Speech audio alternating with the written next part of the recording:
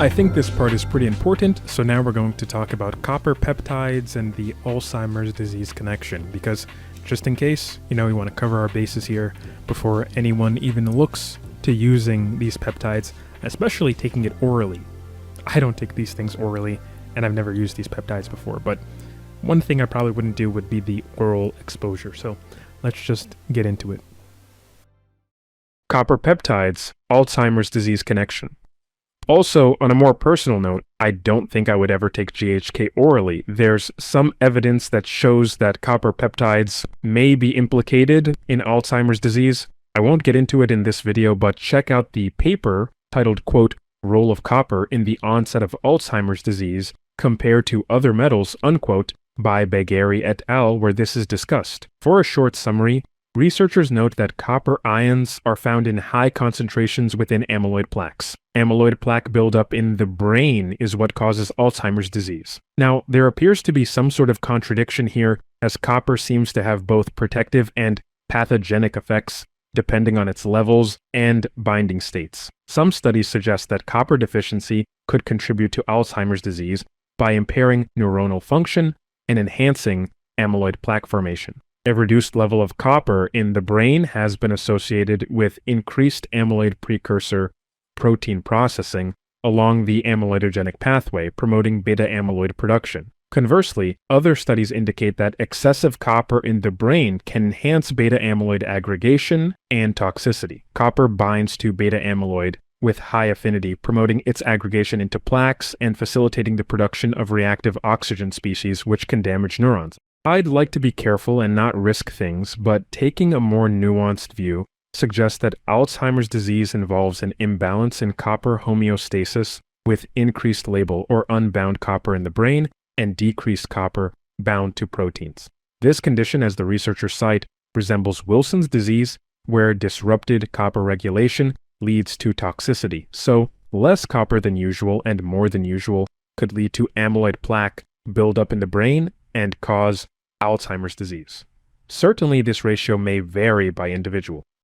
Now, I would like to return back to a hair loss context. I think I've been on this segment about GHK-Cu for a bit too long now, but we'll finish up with this one review article by Lauren Pickart. The review paper titled "The Human Tripeptide GHK and Tissue Remodeling" by Lauren Pickart extensively discusses the versatile role of the peptide GHK, especially its complex with copper, GHK-Cu, in promoting tissue remodeling and healing across a variety of models. GHK-Cu has been identified as a potent facilitator of wound healing processes, including the activation of skin remodeling, anti-inflammatory actions, and stimulation of collagen production, among other benefits. One of the significant aspects covered in the paper is the effect of GHK-Cu on hair growth. Pickart notes that GHK-Cu has been observed to enlarge hair follicles and stimulate hair growth in rodent animal models. This was especially evident in peripheral areas of wounds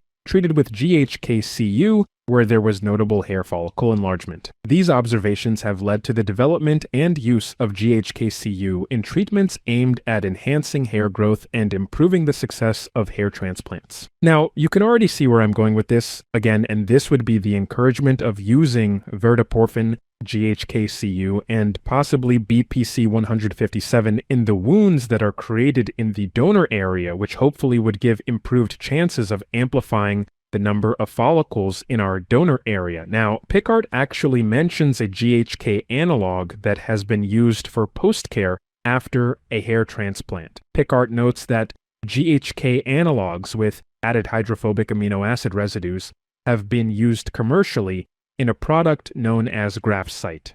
There have been some small-scale clinical studies cited in the review indicating that these GHK analogs can reduce crusting times in post-transplant scenarios and decrease the shedding of transplanted hair. Additionally, they appear to accelerate the regrowth of new hair. Like with many of these small-scale cosmetic studies, there isn't much to reliably say that it works. But it wouldn't hurt to give it a try.